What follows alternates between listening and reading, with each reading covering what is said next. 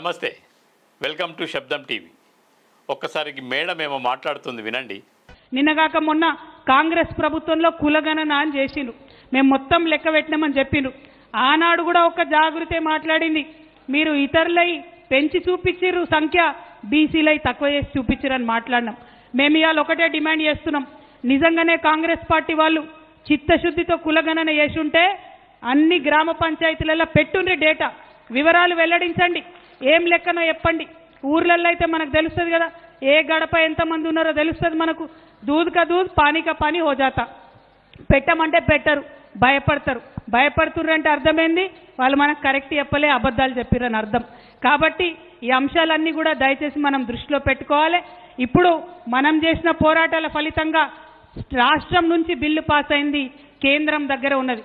మరి కేంద్రానికి మన బీసీల సత్తా తెలవాలంటే, మన తెలంగాణ బీసీల పౌరుషం అర్థం కావాలంటే ఇవాళ మనం కేంద్రం మీద ఒత్తిడి పెంచాల్సిన అవసరం ఉంది.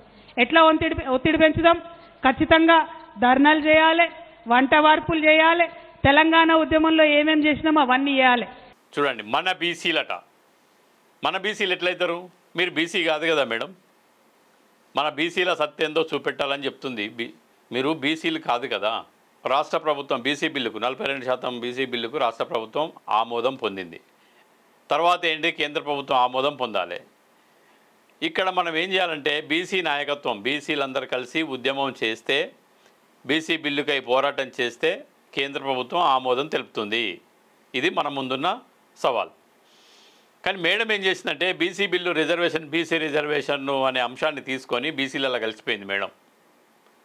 బీసీలలో కలిసిపోయి ఏం చేసిందనంటే బీసీలు అందరూ కలిసి రైలు రోకో చేయాలి, కేంద్ర ప్రభుత్వం మీద ఒత్తిడి తేవాలి, కేంద్ర ప్రభుత్వం మెడల్ పంచాలి. ఇది తెలంగాణ ఉద్యమం కాదు కదా మేడం, బీసీల ఉద్యమం ఇది.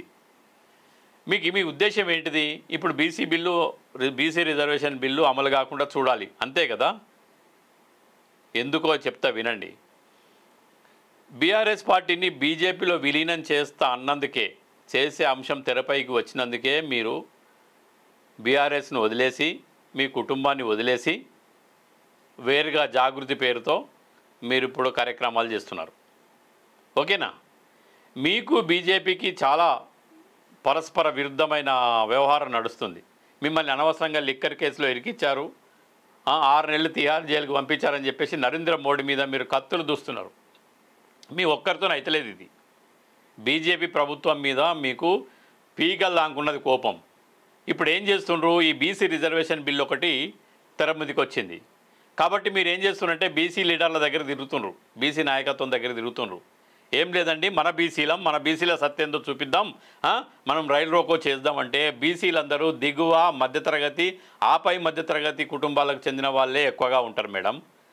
రైలు కేసులలో ఇరికిస్తే రైలు కేసుల నుంచి బయటపడడానికి బీసీల దగ్గర అంత స్తోమత లేదు మేడం. ఎందుకంటే 10 ఏళ్ళు వాళ్ళు బీసీలకు న్యాయం జరుగుతుందని చెప్పేసి చాలా ఆశపడి ఉన్నారు. ఏం చేసిండ్రు, మీ నాయన ఏం చేసిండు? బీసీలకు అన్యాయం చేసిండు. కనీసం ఓ మంత్రి పదవి, ఓ మంచి పోర్ట్ఫోలియో ఏం చేసిండు? 10 సంవత్సరాలు ఏం చేయలే. మీ దోసుడు మీరే. కానీ మేడం ఒకటి మేము తెలవక అడుగుతాము, మీరే అనేక కష్టాల్లో ఉన్నారు. మీరు లిక్కర్ కేసులో బెయిల్ మీద తిరుగుతున్నారు, మీ కుటుంబం అనేక ఇబ్బందుల్లో ఉన్నది, అనేక స్కాములలో ఇరుక్కున్నది. మీకే తవ్వుకోలేనన్ని కష్టాలున్నాయి, మోయలేనన్ని కష్టాలు ఉన్నాయి. అలాంటప్పుడు మీరు బీసీలకు ఎలా న్యాయం చేస్తారు? ఇంకా వినండి ఏం చెప్తుందో మేడం. మొట్టమొదటి కార్యక్రమంగా మన డక్కన్ నుంచి ఢిల్లీకి పోయేటటువంటి రైళ్లన్నీ కూడా ఆపుదాం. డక్కన్ నుంచి ఢిల్లీ పోయే రైళ్ళన్నీ ఆపుతుందట మేడం. డక్కన్ నుంచి మొన్ననే తెలంగాణ ఉద్యమం అప్పుడు రైలు రోకో చేస్తే మొన్నటి వరకు కేసులు నడిచినాయి. అది ఒక రాష్ట్ర సాధన కోసం నడిచిన ఉద్యమం కాబట్టి దాన్ని ఎక్స్క్యూజ్ చేసిందా ఏం చేసిందా. మొన్నటి వరకు నేను ఎక్కడ పోయినా కేసులో కేసీఆర్ మీద కూడా కేసు నమోదైందంటే నేను అసలు రైలు రోకో పోనేలేదు అని చెప్పేసి ఎస్కేప్ అయ్యారు. ఇప్పుడు ఈమె కూడా రైలు రోకో చేద్దామని చెప్పేసి రైలు రోకో చేసినా ఏం చేసినా రేపు రైలు రోకో చేస్తే ఉల్టా ఈమె మీద కేసు అయితే రేపు బెయిల్ రద్దు చేస్తే ఈమె వెళ్ళిపోతుంది. ఓకే, మరి అలాంటప్పుడు ఎవరు ఇప్పుడు నాయకత్వం? మన మీద కేసులు అయితే, రైలు రోకో కేసులు అయితే మన మీద ఎవరు? మనం సామరస్యంగా అడగాలి కదా. కేంద్ర ప్రభుత్వం మీద ఒత్తిడి తీసుకొచ్చే విధానం ఉంది కదా, మనకు ఎంపీలు ఉన్నారు కదా, వాళ్ళ ద్వారా ఒత్తిడి తీసుకొచ్చే ప్రయత్నం మనం చేయాలి కదా. నేరుగా రైలు రోకో ఏంటి? నేరుగా రైలు రోకో చేయడం ఏంటి? అంటే మనల్ని అందరినీ కేసులో ఇరికియాలని చూస్తుందా మేడం? అంటే BC bill, BC reservation bill ఎప్పుడు అమలు కాకుండా ఉండాలనే ఒక కుట్ర జరుగుతుందా? ఎస్, వాళ్ళు తీయేటి మాటలతోని విషం కలిపి పెడితే మనకు మైసూస్ కాదు, ఇది నిజంగా అమృతమే అనుకుంటాం. కానీ తిన్న తర్వాత తెలుస్తుంది. ఈ 10 ఏళ్లలో ఏం జరిగిందో ప్రతి తెలంగాణ పౌరుడికి తెలుసు. ఈ 10 ఏళ్లలో బాగుపడ్డది ఎవడో తెలుసు. బీసీలు, నా ఎస్సీలు, ఎస్టీలు ఎవరైనా బాగుపడ్డరా? ఎవరైనా మంత్రి పదవి ఇచ్చారా? ఒక్కరిద్దరికి. ఎవరైనా మహిళలు ఉన్నారా క్యాబినెట్లో? ఇంత దారుణమైన నిరంకుశమైన పరిపాలన చేసి అనేక స్కాములలో ఇరుక్కొని, పుట్టెడు కష్టాల్లో, పీకల్లోతు కష్టాల్లో, పొలిటికల్ రాజకీయ కష్టాల్లో ఇరుక్కొని, అడ్డగోలు సంపాదన మూటగట్టుకొని ఇప్పుడు మన బీసీలు అని చెప్పేసి మన దగ్గరకు వచ్చేసి మనల్ని కూడా బొందబెట్టే కార్యక్రమం ఒకటి ముంగటేసుకున్నది మేడం. ఓకే, కాబట్టి మేడం ఎన్ని చెప్పినా ఏం చెప్పినా బీసీల పోరాటంలో మేడంను పక్కన పెడితేనే బీసీ బిల్లుకు మోక్షం, బీసీలకు పురోగతి, బీసీలకు మంచి రోజులు. మేడంను ముంగటేసుకొని కొంతమంది మోచేతి నీళ్లు తాగే బీసీ నాయకులకే చెప్తున్నాం. కొంతమంది వాళ్ళు ఏం చేస్తున్నారంటే ముంగట పెట్టి ఏదో సాధించాలనుకుంటే మీరు బీసీలకు నిజంగా పరోక్షంగా మీ కుటుంబాలకు రానున్న తరానికి అన్యాయం చేసిన వాళ్ళు అవుతారు. ఆలోచించండి. రైల్ రోకో కార్యక్రమం బీసీ బిల్లు కోసం చేస్తామని నేను అనౌన్స్ చేస్తా ఉన్నా. తెలంగాణ జాగృతి యునైటెడ్ పూలే ఫ్రంట్ ఆధ్వర్యంలో ఈ రైల్ రోకో కార్యక్రమం రాష్ట్రంలో ఎక్కడైతే అక్కడ చేస్తాం. తెలంగాణ జాగృతి యునైటెడ్ పూలే ఫ్రంట్, అవునా? ఇది ఎప్పుడు స్థాపించారమ్మా? మొన్న స్థాపించారా? ఇప్పటి వరకు లేకుండే. 3 రోజులు అయితలేదు. ఈ ఫ్రంట్తో ఏం చేసిండ్రు? ధర్నా చౌక్లో ధర్నా చేసిండ్రు. ఎవరి కోసం? మీ నాన్న మీద కేసు పెడితే. అంటే మీ వ్యక్తిగత వ్యవహారాల కోసం, మీ కుటుంబ అవసరాల కోసం ఏర్పాటు చేసుకున్న ఒక పార్టీలో, ఒక వింగ్లో అందరూ బీసీలే, మీ వెంట తిరిగే వాళ్ళు కూడా బీసీలే.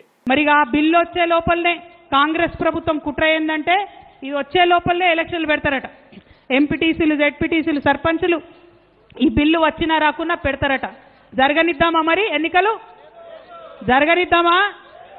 లేదంటే ఏం చేయాలి? అంతేనా? అప్పుడేనా? మేడం ఇంకో మాట చెప్తున్నారు.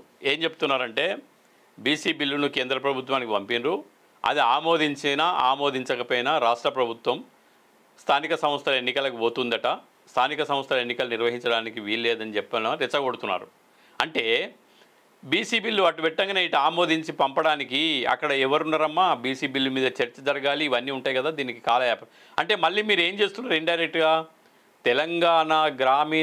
తెలంగాణ స్థానిక సంస్థల గ్రామ పరిపాలనను మళ్ళీ స్తంభింపజేసే ప్రయత్నం చేస్తున్నారు. ఇండైరెక్ట్గా మళ్ళీ మూలబడగొట్టే ప్రయత్నం చేస్తున్నారు. అంటే మళ్ళీ రెచ్చగొడుతున్నారు మీరు. అక్కడ మీరు మాట్లాడేటప్పుడు లేదు అనేటోళ్ళు ఎంతమంది ఉన్నారమ్మా?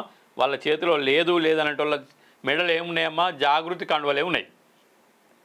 మీరు వేసిన జాగృతి కండువలు వేసుకున్న కొంతమంది వ్యక్తులే లేదన్నారు తప్ప కానీ అక్కడ మీ మీటింగ్లో ఎవరైనా లేదన్నారమ్మా? ఒక్కసారి వినండి ఆ వీడియో, మళ్ళొక్కసారి చూడండి.